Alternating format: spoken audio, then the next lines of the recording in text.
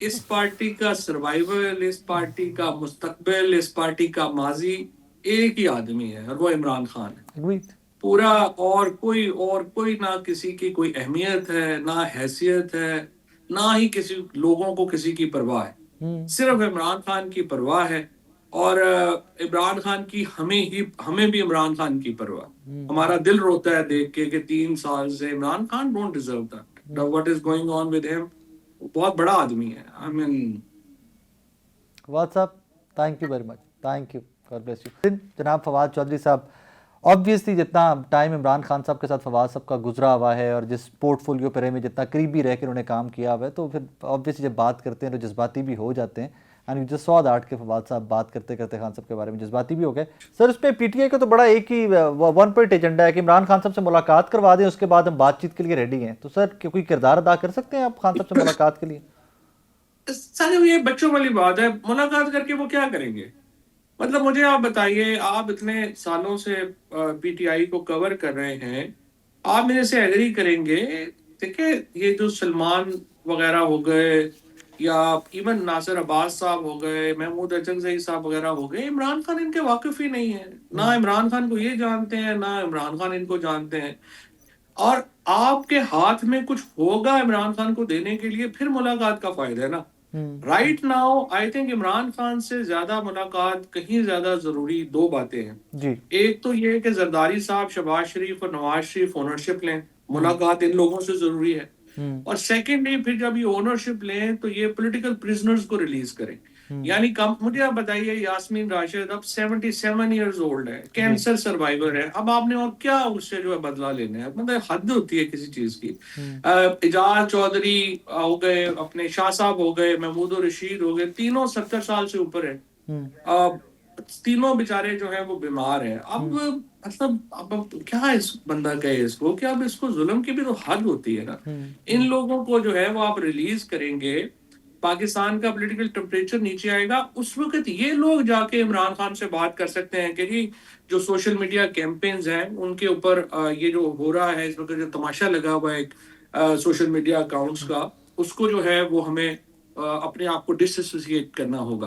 PTI official ने भी तो देखे ना बड़ा नुकसान पहुंचाया है ये जो सोशल मीडिया का है, कि वो अपने आप को डिसएसोसिएट ही नहीं कर सके अकाउंट से। जो शहीदों के खिलाफ कैंपेन्स करते हैं, जो फौज के खिलाफ कैंप, वो आराम से कह देते हैं कि जी वो देखें जी, हम तो नहीं कर रहे। भाई हम क्यों नहीं कर रहे?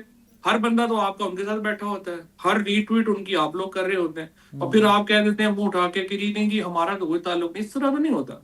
इन लोगों को डिसएसोसिएट होना पड़ेगा सोशल मीडिया से।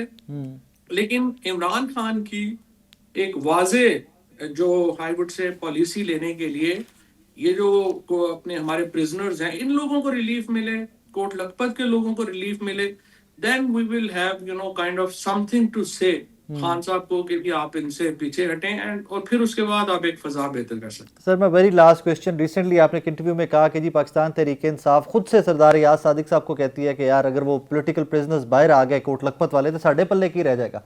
सर, वो कौन साहब है, किन्होंने ये फरमाया है? मतलब कौन है जो जिनका टोटल सर्वाइवर ही लोग जेल में बैठे हुए लोगों के सर पे है? इन सबकी सर्वाइवल इसके ऊपर है। मुझे आप बताइए ना, अगर शाह महमूद कुरैशी आते हैं, मौजूदा लीडरशिप में से कौन है जिसकी कोई अहमियत रह जाएगी? इजाज चौधरी आएगा, महमूद रशीद आएगा, यास्मीन राशिद आएगी, उमर चीमा आएगा। ये हम लोगों से क्या प्रॉब्लम है? मतलब अगर ऑन अब्बास बप्पी जो है आ जाए, डाल साहिबान आ जाए, और आपके रावलपिंडी के लोग आ जाए, पेशावर के लोग आ जाए, उनको कोई प्रॉब्लम नहीं है। लेकिन हम लोगों के साथ घबराहट क्या है और क्या झगड़ा है? सिवाय इसके तो और कोई झगड़ा नहीं ना, कि ये लोग आएंगे तो हमारा क्या बनेगा। यही झगड़ा उन लोगों के साथ है। तो ये तो खैर बड़ी, आई थिंक एक वहां पे तो इस वक्त तरीके इंसाफ में तो वैसे ही जूतों में दाल बट रही है। यानी आप देखेंगे एक जूनियर मिनिस्टर उठ के कहता है अपने चेयरमैन को कि आप माफी मांगे अपने बयान के ऊपर, और आपने बड़ा गलत बयान दिया है। तो हायरार्की कहाँ रह गई फिर?